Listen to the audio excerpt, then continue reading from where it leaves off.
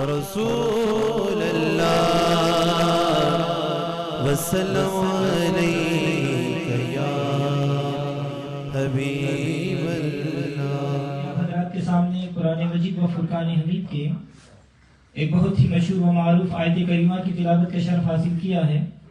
اللہ تبارک و تعالیٰ کی بارگاہ میں دعا کریں کہ اللہ تبارک و تعالیٰ ہمیشہ حق اور سچ کہنے کی توفیق عطا فرمائے، اور ہم سب کو حق سچ سن کر اس پر عمل کرنے کی اللہ تعالیٰ توفیق عطا فرمائے۔ ارشاد باری تعالیٰ ہے وَأَقِیمُوا الصَّلَاةَ وَآتُوا الزَّکَاةَ وَأَطِیعُوا الرَّسُولَ لَعَلَّکُمْ تُرْحَمُونَ، اور نماز قائم کرو اور زکوٰۃ ادا کرو اور رسول اللہ صلی اللہ علیہ وسلم کی اطاعت کرو تاکہ تم پر رحم کیا جائے۔ اس آیت مقدسہ میں اللہ تبارک و تعالیٰ نے اہل ایمان کو نماز قائم کرنے اور زکوٰۃ ادا کرنے کا حکم فرمایا ہے کہ اے نماز پڑھنے والوں، اے میری بارگاہ میں سر بسجود ہو کر لذت حضوری حاصل کرنے والوں، اگر تمہارے پاس مال و زر ہو تو اس کی زکوٰۃ بھی ادا کیا کرو۔ تمہیں مال و دولت عطا کرنے والے خالق و مالک نے تمہارے مال میں تمہارے غریب ساتھیوں کا بھی حصہ رکھا ہے، ان کا حصہ انہیں دیتے رہو، اور اپنے دینی دنیاوی امور میں معلم کائنات محسن اعظم رسول کریم صلی اللہ علیہ وسلم کی فرما برداری اور اتباع کرتے رہو۔ اقامات صلاۃ، ادائے زکوٰۃ اور رسول اللہ صلی اللہ علیہ وسلم کی اطاعت سے تمہیں یہ انعام ملے گا کہ اللہ تبارک و تعالی تم پر رحم فرمائے گا۔ اپنے خالق و مالک کے کرم اور رحم کے طفیل تم دنیا و آخرت میں کامیاب ہو جاؤ گے۔ قرآن مجید میں اللہ تبارک و تعالی نے مومنین کو ارشاد مقدس فرمایا۔ اللہ تعالیٰ ارشاد فرماتا ہے وَأَقِیمُوا الصَّلَاةَ وَآتُوا الزَّکَاةَ وَمَا تُقَدِّمُوا لِأَنفُسِکُم مِّن خَیْرٍ تَجِدُوهُ عِندَ اللَّهِ إِنَّ اللَّهَ بِمَا تَعْمَلُونَ بَصِیرٌ، اور نماز قائم کرو اور زکوٰۃ دو، اور جو بھلائی بھی تم اپنے لیے آگے بھیجو گے اس کے اللہ کے یہاں پاؤ گے، بے شک اللہ جو تم کرتے ہو وہ دیکھتا اور سنتا ہے۔ حضرات گرامی، قرآن مجید میں تقریباً 84 مرتبہ 84 مرتبہ اللہ تبارک و تعالیٰ نے زکوٰۃ کی ادائیگی کا حکم فرمایا ہے، اور بہت سے مقامات پر اقامات صلاۃ کے بعد ادائے زکوٰۃ کا حکم بیان ہوا ہے۔ نماز مومن کی معراج ہے۔ نماز کی ادائیگی سے بندہ روحانی و جسمانی طور پر طیب اور طاہر ہو جاتا ہے۔ نماز سے بندہ شیطان کی فریب کاریوں سے محفوظ ہو جاتا ہے۔ ان الصلاۃ تنہی عن الفحشاء والمنکر، بے شک نماز بے حیائیوں اور برائیوں سے روک دیتی ہے۔ اللہ تبارک و تعالیٰ کی بارگاہ میں جھکنے کی برکت سے بندے کے دل سے غرور اور تکبر ختم ہو جاتا ہے۔ نماز سے خدا ترسی، مخلوق کے خدا سے رحم دلی کا جذبہ پیدا ہوتا ہے۔ نماز سے مالک کی خشیت و محبت حاصل ہو جاتی ہے۔ نماز سے مالک کی فرما برداری اور وفاداری کی عظمت حاصل ہو جاتی ہے۔ نماز کی ادائیگی سے ظاہری و باطنی پاکیزگی و طہارت نصیب ہو جاتی ہے۔ اللہ تبارک و تعالیٰ نے نماز کے بعد ادائے زکوٰۃ کا حکم اس لیے فرمایا گویا کہ مالک کی منشا و رضا یہ ہے کہ جب بندہ میرے دربار میں، میری بارگاہ معلیٰ میں جبیل نیاز جھکانے سے روحانی اور جسمانی طور پر پاکیزگی حاصل کر گیا تو اب وہ میرے دیے ہوئے مال میں سے زکوٰۃ بھی ادا کرے تاکہ اس کا مال بھی طیب اور طاہر ہو جائے۔ اللہ تبارک و تعالی ہمارے نبی صلی اللہ علیہ وسلم سے ارشاد فرمایا، قرآن پاک میں اللہ تعالی ارشاد فرماتا ہے خذ من اموالہم صدقۃ تطہرھم وتزکیہم بما وصلی علیہم ان صلاتک سکن لہم واللہ سمیع علیم، اور ان کے اموال سے خیرات لو تاکہ وہ ان کو پاک اور صاف کرے اور ان کے لیے دعا کرے، اس لیے کہ آپ کی دعا ان کے لیے سکون کا باعث ہے اور اللہ سننے والا اور جاننے والا ہے۔ اللہ تبارک و تعالیٰ نے اپنے محبوب صلی اللہ علیہ وسلم سے فرمایا کہ اے محبوب، اہل ثروت اور مالداروں سے ان کے اموال سے خیرات کو لے کر غریبوں، ناداروں، حقداروں اور یتیموں بےکسوں بیچاروں کو عطا کر کے ان مالداروں کے مال کو ستھرا اور پاکیزہ کرو کہ ان کے لیے دعائے خیر فرماؤ. آپ کا ان کے لیے دعا کرنا یہ ان کے لیے سکون قلب کا باعث ہوگا. تو زکوٰۃ کے معنی ہے پاکیزگی اور بڑھنا، فروغ حاصل کرنا. زکوٰۃ کی ادائیگی سے مال میں پاکیزگی آ جاتی ہے. اللہ کی راہ میں خرچ کرنے سے مال میں برکت اور اضافہ ہو جاتا ہے. تو حضرات اکرامی توجہ چاہوں گا. اب ایک خالی ذہن میں یہ سوال پیدا ہو سکتا ہے کہ اگر ہم مال خرچ کریں یہ تو گھٹتا ہے، بڑھتا تو نہیں، تو یہ کیسے بڑھتا ہے؟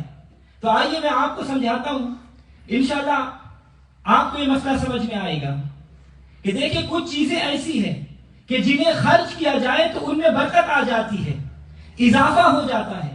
جیسے عالم اپنا علم اگر لوگوں میں تقسیم کرے تو اس کے علم میں ضرور اضافہ ہوگا، اور اگر وہ علم کو اپنے پاس رکھے اور کسی کو نہ سکھائے تو وہ خود بھی علم سے ہاتھ دھو بیٹھے گا. اسی طرح دیکھیں کہ کنویں سے اگر پانی نہ نکالا جائے تو پانی گندا اور بدبودار ہو جائے گا، پھر وہ پیاس بجھانے کی بجائے بیماری کا باعث بن جائے گا. اسی طرح درخت کو کچھ شاخیں اگر کاٹ دی جائے تو اس کے پھل اور پھول میں اضافہ ہو جاتا ہے.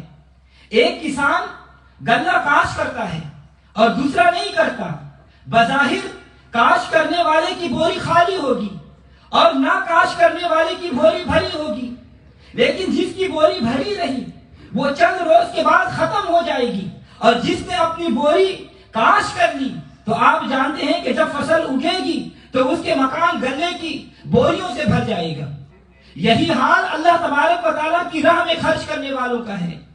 جو جتنا فراغ دلی سے اللہ تعالیٰ کی راہ میں خرچ کرتے ہیں اللہ تعالیٰ اتنی ہی زیادہ برکت عطا فرماتا ہے. اللہ تبارک و تعالیٰ قرآن پاک میں ارشاد فرماتا ہے مثل الذین ينفقون اموالهم في سبيل الله كمثل حبة انبتت سبع سنابل في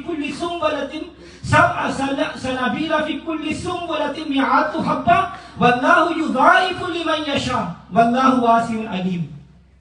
اور جو لوگ اللہ کی راہ میں اپنا مال خرچ کرتے ہیں ان کی مثال اس دانے کی سی ہے کہ جس سے 7 بالیں اگے اور ہر بال میں 100 دانے ہو، اور خدا جس کو چاہتا ہے زیادہ کرتا ہے اور وہ بڑی وسعت والا اور سب کچھ جاننے والا ہے.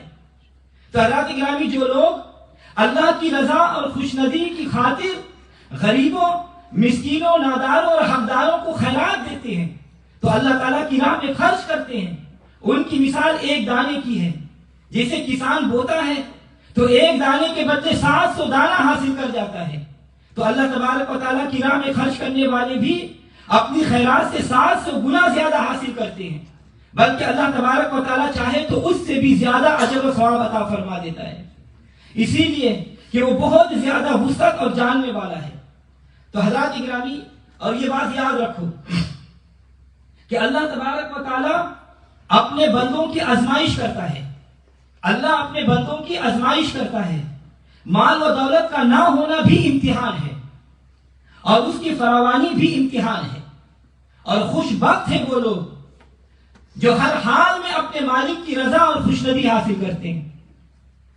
مشکوٰۃ شریف کی حدیث میں حضرت سیدنا ابو ہریرہ رضی اللہ تعالیٰ عنہ سے روایت ہے، انہوں نے حضور صلی اللہ علیہ وسلم کو یہ فرماتے ہوئے سنا کہ بنی اسرائیل میں 3 شخص تھے، 3 دوست تھے، ایک کوڑی کی مرض والا، ایک گنجا اور ایک اندھا تھا.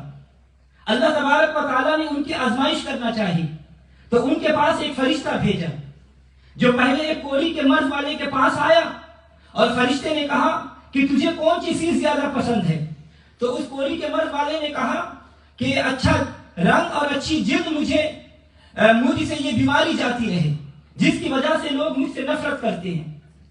تو کوڑی کا یہ سوال سن کر اس فرشتے نے جو انسانی شکل میں اس کے پاس بطور ولی یا طبیب آیا تھا، اس نے اس کوڑی پر اپنا ہاتھ پھیرا تو اس کی بیماری جاتی رہی اور اس کا اچھا رنگ اور اچھی جلد عطا ہو گئی. فرشتہ جو کہ انسانی شکل میں تھا اس نے اس کوڑی کے مرض والے پر اپنا ہاتھ پھیرا تو اس کی بیماری جاتی رہی، وہ تندرست ہو گیا، اس کی رنگت اور جلد درست ہو گئی اور وہ حسین و جمیل ہو گیا. تو اس فرشتے نے اس سے پوچھا کہ تجھے کون سا مال زیادہ پسند ہے؟ تو اس نے کہا کہ اونٹ. چنانچہ اس کی خواہش کے مطابق اسے ایک اونٹنی لا کر دے دی اور اس کے لیے برکت کی دعا کی گئی. پھر وہ فرشتہ گنجے کے پاس پہنچا اور اس سے کہا کہ تجھے کون سی چیز کی خواہش ہے, تجھے کون سی چیز زیادہ پسند ہے؟ تو اس نے کہا کہ میرے سر پر خوبصورت بال ہو اور میری یہ بیماری ختم ہو جائے جس کی وجہ سے لوگ مجھے نفرت کی نگاہ سے دیکھتے ہیں. پھر فرشتے نے اس کے سر پر ہاتھ پھیرا تو اس کے سر پر خوبصورت بال اگے. پھر اس سے پوچھا تجھے کون سا مال زیادہ پسند ہے؟ تو اس نے کہا کہ گائے. بس اسے ایک گابن گائے دی گئی اور کہا کہ اللہ تجھے برکت دے. پھر فرشتہ تیسرے آدمی کے پاس پہنچا جو آنکھوں سے بینائی سے محروم تھا. اس سے کہا کہ تجھے کون سی چیز زیادہ پسند ہے؟ تو اس نے کہا کہ اللہ میری آنکھیں لوٹا دے تاکہ میں لوگوں کو دیکھ سکوں. فرشتے نے اس نابینے پر اس کا سوال سنا تو اسے اندھے پر اپنا ہاتھ پھیرا تو اللہ نے اس کی بینائی لوٹا دی. پھر پوچھا کہ تجھے کون سا مال زیادہ پسند ہے؟ تو وہ اندھا والا جو اب آنکھوں والا ہو چکا تھا وہ کہنے لگا کہ مجھے بکری پسند ہے. چنانچہ اسے بکری دے دی اور برکت کی دعا کی. حضرات گرامی, اللہ تبارک و تعالیٰ نے جو فرشتہ انسانی شکل میں بھیجا, اس نے جب کوڑے کے جسم پر ہاتھ پھیرا تو اس کی بیماری جاتی رہی, وہ حسین اور جمیل ہو گیا. گنجے کے سر پر ہاتھ پھیرا تو اس کے سر پر خوبصورت بال آ گئے. نابینے پر ہاتھ لگایا تو اس کی آنکھیں عطا ہو گئی. تو یہاں سے معلوم ہوا کہ مقبولان بارگاہ کو یہ عظمت حاصل ہے کہ ان کے ہاتھ اگر بیماروں کو مس کر جائے تو بیماریاں جاتی رہتی ہے, بلکہ ان کے جسم متحل سے ساتھ لگنے والے کرتے میں بھی یہ طاقت ہو جاتی ہے کہ آنکھیں روشن ہو جاتی ہے. جیسا کہ قرآن پاک میں سیدنا یوسف علیہ السلام کا ذکر بڑی تفصیل سے اللہ نے بیان کیا کہ بھائیوں نے جب یوسف علیہ السلام سے کہا کہ باپ کی آنکھیں فراق کی وجہ سے ختم ہو گئی ہے, سفید ہو گئی ہے, تو سیدنا یوسف علیہ السلام نے فرمایا اذهبوا بقمیصی ھذا فالقوه علی وجه ابی یاتی بصیرا, کہ میرا یہ کرتا لے جاؤ اور اسے باپ کے چہرے پر ڈالو تو ان کی آنکھیں کھل جائے گی. اسی طرح قرآن پاک میں اللہ تبارک و تعالیٰ نے حضرت عیسیٰ علیہ السلام نے اعلان فرمایا. عیسیٰ علیہ السلام کا یہ اعلان عام تھا وَأُبْرِئُ الْأَكْمَحَ وَأَبْرَصَ وَأُحْيِي الْمَوْتَى بِإِذْنِ اللَّهِ, کہ میں شفا دیتا ہوں معذر ذات اندھے اور سفید داغ والے کو اور اللہ کے حکم سے میں مردے زندہ کرتا ہوں. حضرات گرامی توجہ چاہوں گا, ایک فرشتہ انسانی شکل میں آ کر وہ کوڑی گنجے اور نابینے پر ہاتھ پھیر دے تو انہیں اچھی صحت, خوبصورت بال اور آنکھیں عطا ہو سکتی ہے. سیدنا یوسف علیہ السلام کے کرتے کی برکت سے سیدنا یعقوب علیہ السلام کی آنکھیں روشن ہو سکتی ہیں.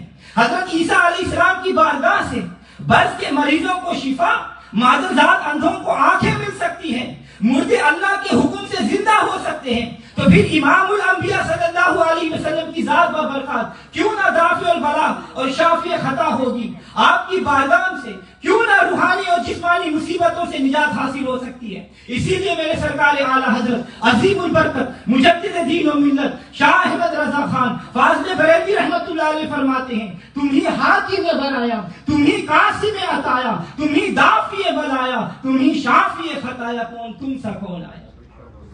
تو حضرات گرامی بہرحال فرشتہ انسانی شکل میں آیا اور اس نے کوڑی گنجے اور نابینا پر ہاتھ پھیرا تو انہیں بارگاہ خدا بندی سے صحت یابی مل گئی, انہیں اپنی اپنی پسند کے مال بھی عطا ہو گئے. پھر وہ کوڑی جو کہ تندرست ہو چکا تھا اس کی اونٹوں میں اتنی برکت آ گئی کہ اس کے پاس اونٹوں کی قطاریں جمع ہو گئی. گنجے کے سر پر خوبصورت بال اور اس کی گائیوں میں اتنی برکت ہوئی کہ گائیوں کا غلہ بن گیا اور اندھے کو آنکھیں مل گئی اور اس کے پاس بکریوں کا ریوڑ بن گیا. ازغر تینوں آدمی جو کہ بیمار اور غریب تھے تندرست, خوبصورت, حسین و جمیل اور امیر ہو گئے. حضور صلی اللہ علیہ وسلم مبارک نے فرمایا کہ پھر وہی فرشتہ سائل کی شکل میں ان کے پاس آیا اور وہ کوڑی کے پاس پہنچا اور کہا کہ میں ایک مسکین ہوں, سفر کی وجہ سے میرے سارے اسباب جاتے رہے, تو اب اللہ تعالیٰ کے فضل و کرم اور تیری مدد کے بغیر میں گھر نہیں پہنچ سکتا. اس خدا کے نام پر میں تجھ سے سوال کرتا ہوں جس نے تجھے اچھی رنگت اور اچھی جلد عطا کی. فرشتے نے سائل بن کر کہا کہ مجھے اللہ تعالیٰ کے نام پر ایک اونٹ دے دے. تو اس امیر نے کہا کہ مجھ پر بہت سے حقوق ہیں, یعنی میرے بچے اور نوکر ہیں, کہ جن کے خرچ کے باعث ان کے اخراجات بھی پورے نہیں ہوتے، میں تجھے کہاں سے دوں؟ فرشتے نے کہا کہ شاید میں تجھے پہچانتا ہوں کہ تو وہی ہے جو پہلے کوڑی والا تھا اور فقیر تھا اور لوگ تجھ سے نفرت کرتے تھے، اور اللہ تعالیٰ نے تجھے ٹھیک کیا اور مال و دولت بھی عطا کیا۔ تو اس پر مالدار نے کہا کہ میں تو اس مال و دولت کا اپنے آباء و اجداد کا وارث ہوں۔ تو فرشتے نے کہا کہ اگر تو جھوٹا ہے تو اللہ تجھے جیسے تھا ویسا ہی کر دے۔ پھر وہ فرشتہ گنجے کے پاس آیا، اس سے بھی خدا کے نام پر سوال کیا، تو اس نے بھی وہی جواب دیا جس کوڑی نے جو جواب دیا تھا کہ میں جدی پشتی سے امیر ہوں۔ فرشتے نے کہا کہ اللہ تجھے ویسا ہی کر دے جیسا تو پہلے تھا۔ پھر وہ فرشتہ نابینے کے پاس آیا اور اپنی حاجت پیش کی اور کہا کہ تجھ سے میں اللہ کے نام پر سوال کرتا ہوں کہ جس نے تجھے آنکھیں دی مجھے ایک بکری دے دو۔ تو اس نابینا شخص نے کہا کہ میں اندھا تھا، اللہ تبارک و تعالیٰ نے مجھے بینائی عطا فرمائی، تو اے سائل تو میرے مال میں سے جتنا چاہے لے لے، جو چاہے چھوڑ دے، اللہ کی قسم آج تو جو کچھ بھی اللہ کے نام پر لے گا میں دے دوں گا۔ اس پر فرشتے نے کہا کہ تم سب کی آزمائش کی گئی، اللہ تبارک و تعالیٰ تجھ سے راضی ہو گیا اور تیرے دونوں ساتھیوں سے اللہ تعالیٰ ناراض ہو گیا۔ تو حضرات گرامی توجہ چاہوں گا، آج یہی حال ہمارے کچھ صاحب ثروت اور مالداروں کا ہے کہ جب ان کے پاس دنیاوی مال کی فراوانی ہو جاتی ہے تو وہ اپنے سابقہ حالات کو بھول جاتے ہیں، فقیروں مسکینوں کو نفرت کی نگاہ سے دیکھتے ہیں، ان پر طرح طرح کی آوازیں کستے ہیں، ان کو بے وقوف اور ناسمجھ اور بے عقل سمجھتے ہیں۔ تو یاد رکھو کہ مال و دولت کا آ جانا یہ عقل مند ہونے کی دلیل نہیں۔ اگر رزق کی عطا عقل سے ہوتی تو کم عقل والے بھوکے مر جاتے، لیکن آپ نے مشاہدہ کیا ہوگا کہ کئی لوگ جو اتنی زیادہ سمجھ بوجھ کے مالک نہیں ہوتے، طریقہ و سلیقہ سے بات بھی نہیں کر پاتے، حتیٰ کہ بعض تو اتنا اپنا نام بھی نہیں لکھنا جانتے مگر مال و دولت کے ڈھیر ان کے پاس ہے۔ اور بعض لوگ تعلیم یافتہ ہوتے ہوئے بھی، صاحب عقل ہوتے ہوئے بھی، مگر انہیں دو وقت کے سکون کی روٹی بھی میسر نہیں آتی۔ تو روزی رازق و مالک کی عطا ہے، وہ جسے چاہے جتنا چاہے عطا فرما دے، یہ اس کی تقسیم ہے۔ لیکن جنہیں اللہ تبارک و تعالیٰ نے مال و دولت سے نوازا ہے تو انہیں چاہیے کہ وہ اللہ تبارک و تعالیٰ کی مخلوق سے محبت کریں، اپنے مال سے ان کی مدد اور خدمت کریں اور ان سے دعائیں لیں۔ ہر مانگنے والے کو ایک جیسا نہیں سمجھے کہ پتہ نہیں کہ اس کے دروازے پر سائل کی شکل میں کون کھڑا ہے۔ اور اللہ تبارک و تعالیٰ نے تو اپنے محبوب صلی اللہ علیہ وسلم کو فرمایا کہ اے محبوب وَأَمَّا السَّائِلَ فَلَا تَنْهَرْ، اور سائل کو مت جھڑکنا۔ تو حضرات گرامی، اللہ تبارک و تعالیٰ کے دیے ہوئے مال میں سے اس کی راہ میں خرچ کرنا اللہ تبارک و تعالیٰ کی رضا اور خوشنودی حاصل کرنے کا ذریعہ ہے، اور مال و دولت سے غریب اور مسکین کا حصہ نکالنا، بالخصوص زکوٰۃ ادا نہ کرنا، یہ غضب الہی کو دعوت دینا ہے۔ جیسا کہ حدیث مبارکہ میں ہے، ثعلبہ بن حاتب یہ شخص مدینہ منورہ میں ایک غریب آدمی تھا۔ ایک روز حضور صلی اللہ علیہ وسلم کی خدمت میں حاضر ہوا اور عرض کیا، یا رسول اللہ صلی اللہ علیہ وسلم آپ میرے لیے دعا فرمائیں کہ میں مالدار ہو جاؤں۔ حضرات گرامی، آج ہم میں سے بھی تقریباً ہر شخص کی یہ خواہش ہے کہ میں مالدار ہو جاؤں۔ بعض لوگ مسجد میں اسی نیت سے آتے ہیں کہ وہ مالدار ہو جائیں، کئی پیروں کے پاس جاتے ہیں کہ وہ مالدار ہو جائیں، کئی بازاروں پر جاتے ہیں، درباروں پر حاضری دیتے ہیں کہ مالدار ہو جاؤ، اور بعض لوگوں پر مال کی محبت نے اس قدر غلبہ حاصل کر لیا ہے کہ وہ کہتے ہیں کہ ہر قیمت میں مجھے مال ملے، چاہے جھوٹ بولنا پڑے، ڈرگ ڈیلنگ کرنا پڑے، مال ملے چاہے رشوت سے ملے یا حرام سے حاصل ہو۔ تو حضرات گرامی توجہ چاہوں گا، اسلام ہمیں مالدار ہونے سے منع نہیں فرماتا، اسلام ہمیں مالدار ہونے سے منع نہیں کرتا، دین ہمیں دنیا کمانے سے منع نہیں کرتا۔ اسلام دین فطرت ہے، اس میں اجازت ہے کہ ہم بہتر زندگی، بہتر دنیا مانگ سکتے ہیں، لیکن اسلام نے ہمیں طلب کرنے کا سلیقہ اور طریقہ بھی بتایا کہ اللہ تعالیٰ سے یوں مانگو، ربنا آتینا فی الدنیا حسنہ وفی الآخرۃ حسنہ، اے ہمارے پروردگار ہمیں دنیا میں بھی بھلائی عطا فرما، لیکن وہ دنیا جو ہمارے لیے بہتر ہو، اور آخرت میں بھی بھلائی عطا فرما۔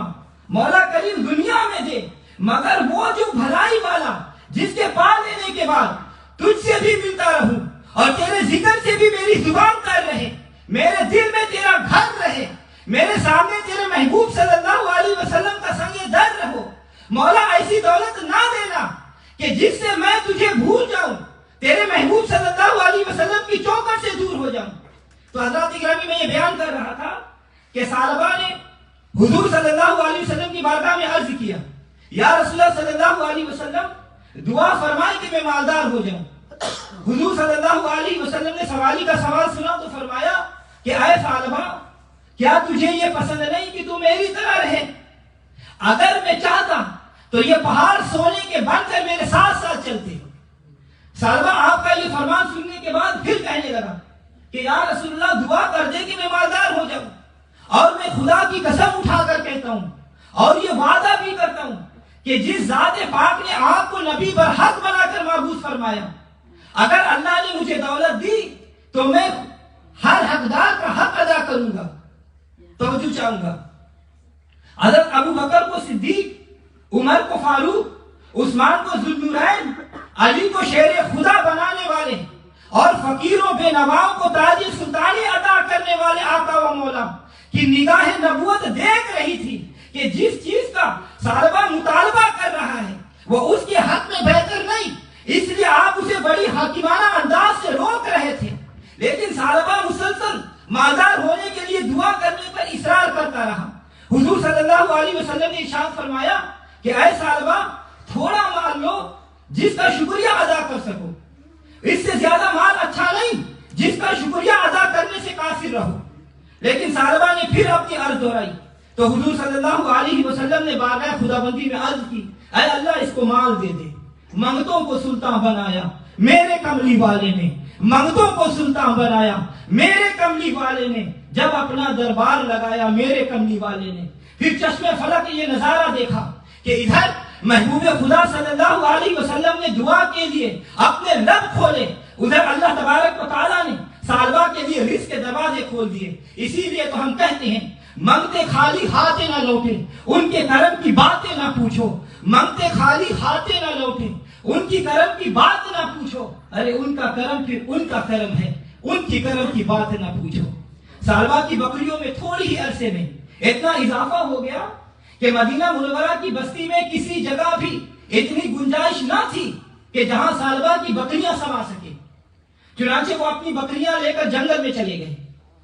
مالدار ہونے سے پہلے ثعلبہ کا اکثر وقت مسجد کی چار دیواری میں گزرتا تھا، اور مسجد میں زیادہ رہنے کی وجہ سے لوگ انہیں حمامت المسجد یعنی مسجد کی کبوتری کہا کرتے تھے۔ اب اس کی حالت مال نے ایسی کر دی کہ وہ دن کے وقت مسجد کو نہیں آتا بلکہ صرف رات کو ہی آ جاتا۔ پھر اتنا مال میں مگن ہوا کہ وہ دن کے وقت مسجد میں آتا اور نہ ہی رات کے وقت، بلکہ صرف 7ویں دن یعنی جمعے کے روز مسجد میں حاضری دیتا، اور کچھ عرصہ بعد وہ جمعہ پڑھتا رہا، پھر اس کے بعد انہوں نے جمعہ بھی چھوڑ دیا اور پھر عید کی نماز میں ہی نظر آنے لگا۔ تو حضرات گرامی، دنیا کے مال کی محبت کی وجہ سے ثعلبہ دین سے دور ہو گیا۔ اول تو اس نے مسجد کی حاضری چھوڑ دی اور صرف عید کے روز ہی نمازیوں کی صف میں نظر آنا۔ پھر جب مال کی فراوانی اور بڑھی تو اس نے نماز عید کی حاضری بھی ترک کر دی، اور پھر جب مال کی فراوانی کے باعث زکوٰۃ کی ادائیگی کا حکم آیا تو نبی صلی اللہ علیہ وسلم نے 2 صحابہ کو ثعلبہ کے پاس بھیجا کہ اس سے اس کے مال کی زکوٰۃ وصول کر کے لاؤ۔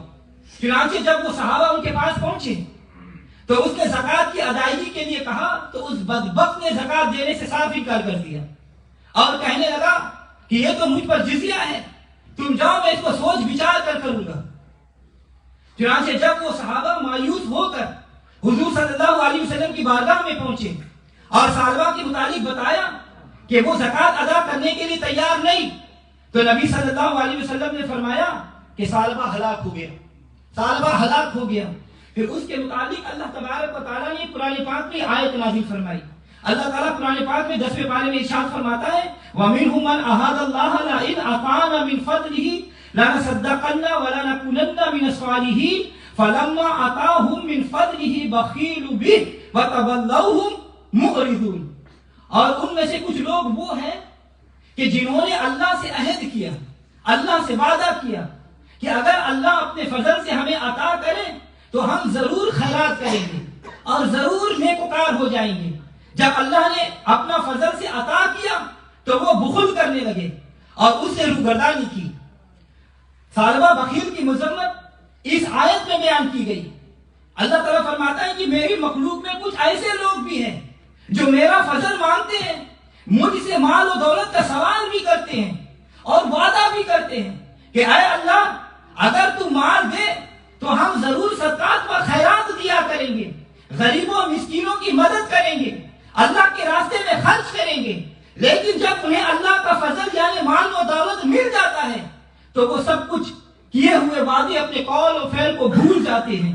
پھر نہ وہ اپنے وعدے کی پابندی کی ضرورت محسوس کرتے ہیں اور نہ ہی اپنے مال و زر سے اہل حقوق کی مدد کرتے ہیں، بلکہ عطا کرنے والے مولا کو بھی بھول جاتے ہیں.